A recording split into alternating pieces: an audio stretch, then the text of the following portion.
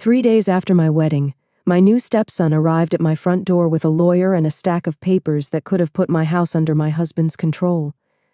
It was 9:12 on a Tuesday morning. I remember because I had just checked the microwave clock and was deciding whether 9 in the morning was too early to eat the last piece of wedding cake. At 57, I had decided there were fewer rules about cake than people claimed. My husband, Richard, had left for a client meeting in Columbus at 7:30. I was still wearing my robe, drinking coffee and sorting wedding cards when the doorbell camera chimed. I looked at my phone. Evan, Richard's 34-year-old son, stood on the porch in a navy quarter zip, looking far more prepared for business than I was. Beside him stood a gray-haired man carrying a leather briefcase. I opened the door halfway. "Morning." "Hey, Maggie. Sorry to drop by." The stranger extended his hand. "Graham Pike, I'm an attorney." There are sentences that improve a Tuesday morning. That was rarely one of them. I looked at Evan. "Should I put on shoes?" He laughed. I wasn't joking. "It's nothing bad," he said. "Dad wanted us to get some paperwork handled. Dad has my phone number. He's tied up with a client."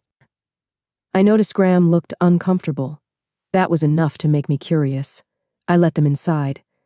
We sat at the dining room table where Richard and I had opened champagne 3 nights earlier after our wedding reception. Wedding cards still sat beside the flowers. Graham placed a folder in front of me. "I understand Richard discussed some estate planning changes with you." "No." Evan quickly interrupted. "Not specifically. Maybe. I mean, that's generally what discussed means." I opened the folder. The first page read, Bennett Family Holdings, LLC. I had learned an important lesson during my 32-year marriage to my first husband, Thomas. If someone wants your signature, never begin with the signature page.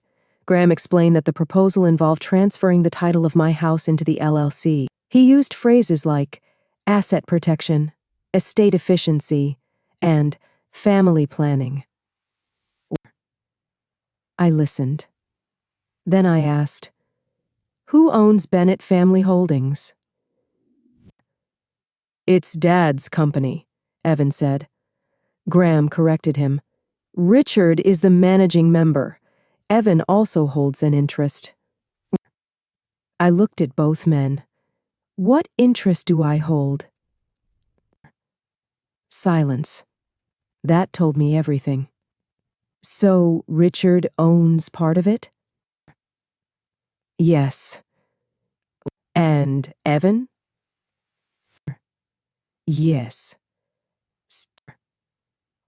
"And I own nothing?" Graham adjusted his papers. "The structure could be revisited." "Yet you want my house transferred into it?" Evan sighed. "It's just paperwork, Maggie." I've noticed people usually say that when it's paperwork, they want someone else to sign. My house wasn't a mansion. It was a comfortable 4-bedroom brick home in Dublin, Ohio. Thomas and I had bought it years ago, raised our daughter there, remodeled the kitchen, and paid off the mortgage long before he died. The deed was mine. 3 days after marrying Richard, 2 men were asking me to change that. "I'm calling Richard." "He's in a meeting," Evan said. "Then he can call me afterward." I called. Voicemail. I called again. Still voicemail. Evan checked his watch. "You have somewhere to be?" "No." "Because your wrist seems worried."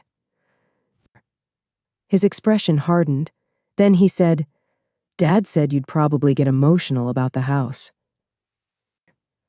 I went quiet. Richard had anticipated my reaction. That bothered me more than the lawyer. I turned to Graham. "If I sign this, what authority would Richard have?" "As managing member, He would have broad authority under the operating agreement, including potentially borrowing against company assets. Evan interrupted. That's not what this is about. I kept looking at Graham. Does the agreement allow it? He nodded. I closed the folder. I'm not signing anything. Evan stared at me. Seriously? Very. You haven't even read everything. Then I'm definitely not signing it. Oh. Graham gathered his papers. Mrs. Bennett is entitled to have independent counsel review everything.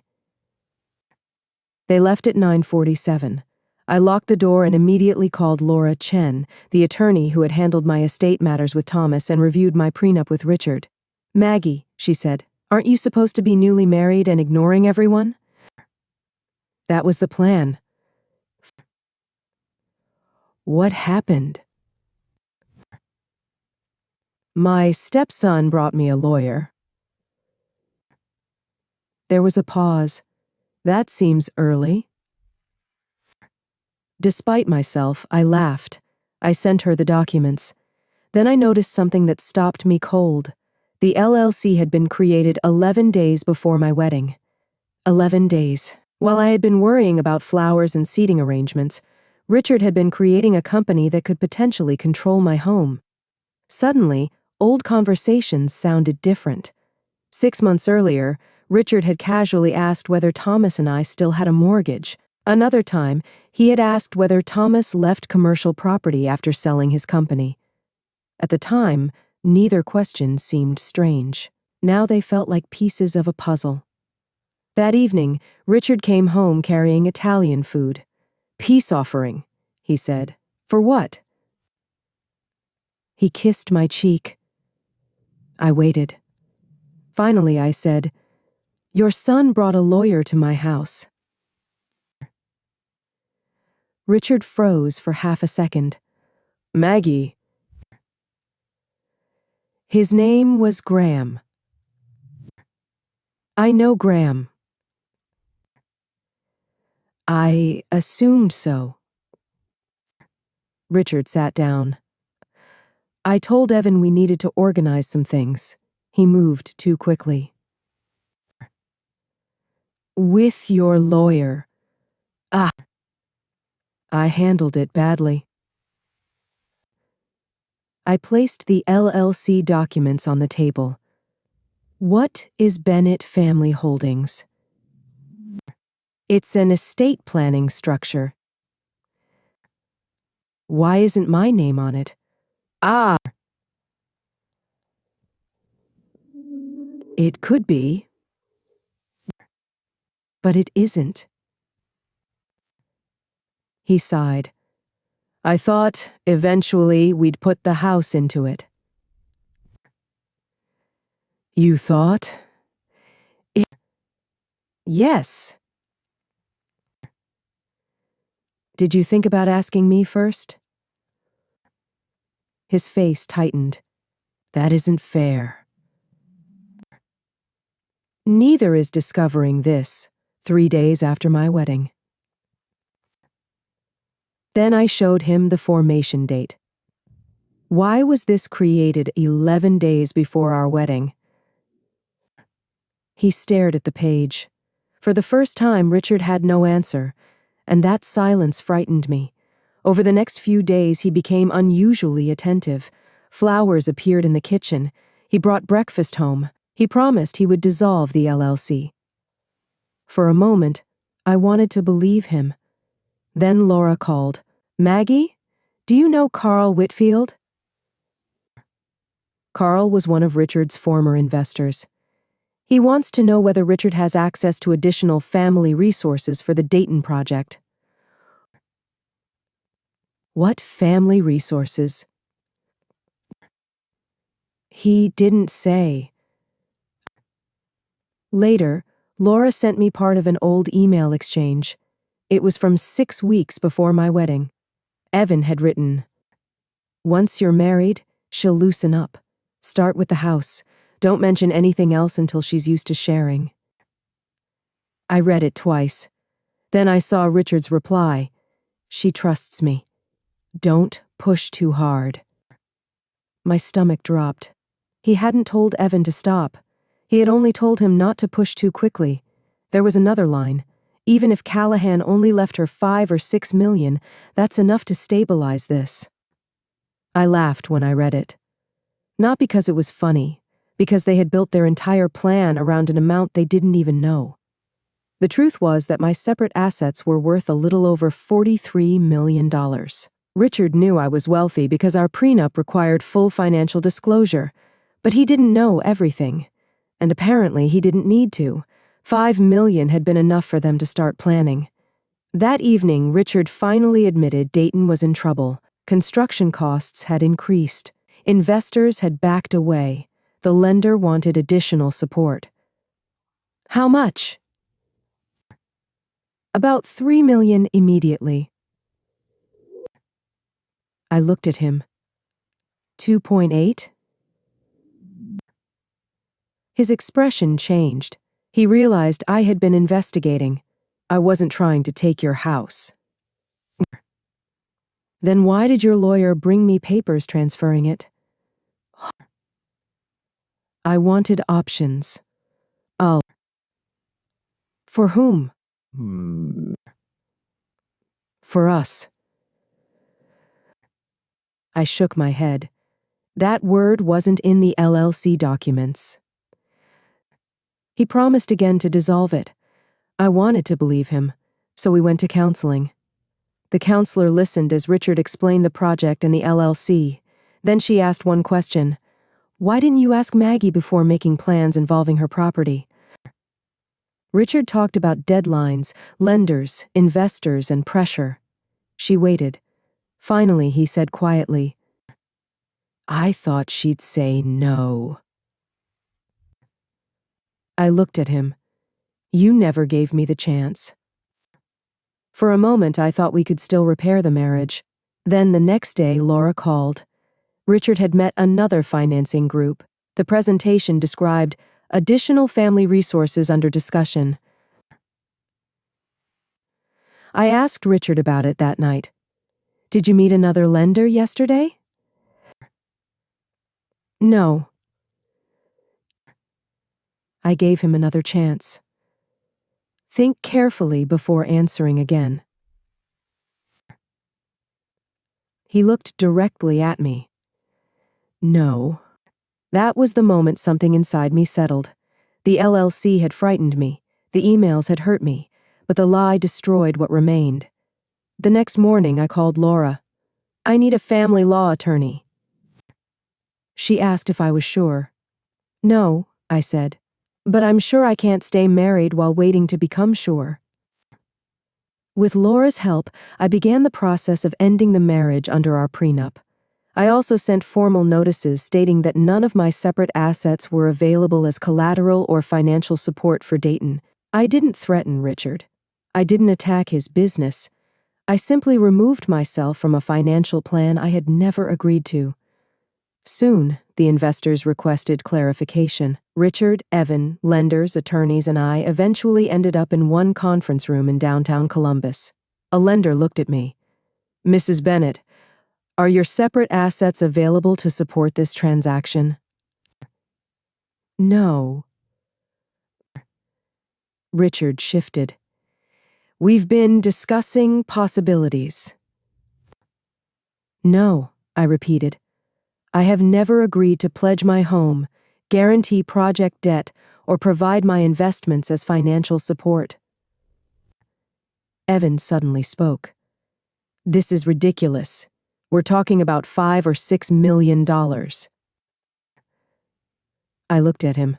"My separate assets are worth a little over $43 million.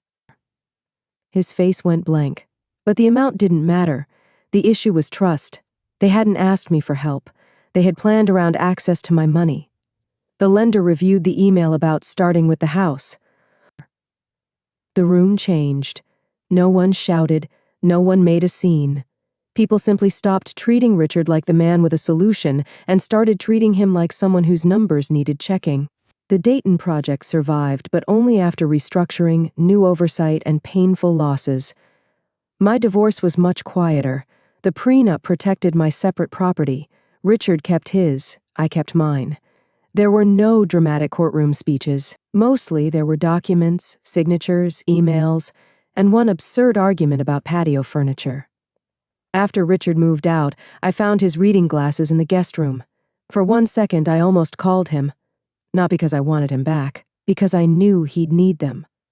I mailed them to his office. Months later, he sent me a letter. He didn't ask me to return. He finally understood what he had done. He wrote, at first he had thought, Maggie could help me. Then it became, Maggie should help me. Eventually, it became, Maggie will help me. And somewhere along the way, he had turned my security into his contingency plan. I never answered. Not because I hated him. I didn't. Richard had been kind, funny, patient, and loving in many ways.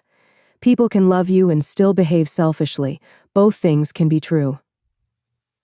After the divorce, I expanded a scholarship program Thomas and I had started years earlier. I began helping women over 45 return to school, learn new skills, and rebuild their independence.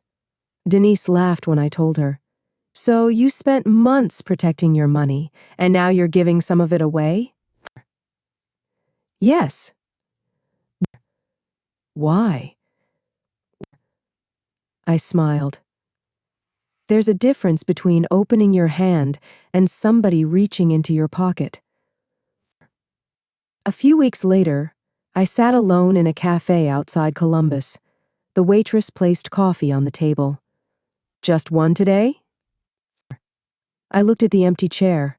For years I had thought being alone meant something was missing. Now I understood differently. Just me, I said. She took away the extra silverware. I returned to my newspaper, and for the first time in a very long while, just me didn't sound lonely. It sounded like enough. I used to think trust meant having nothing to hide. Now I know better. Trust means knowing that when someone discovers what you have, they don't immediately calculate how much of it should belong to them. Richard didn't lose me because he needed help. He lost me because he decided my help belonged to him before I ever had the chance to offer it. And I learned something too. Protecting yourself doesn't make you cold. Generosity only means something when it is truly your choice.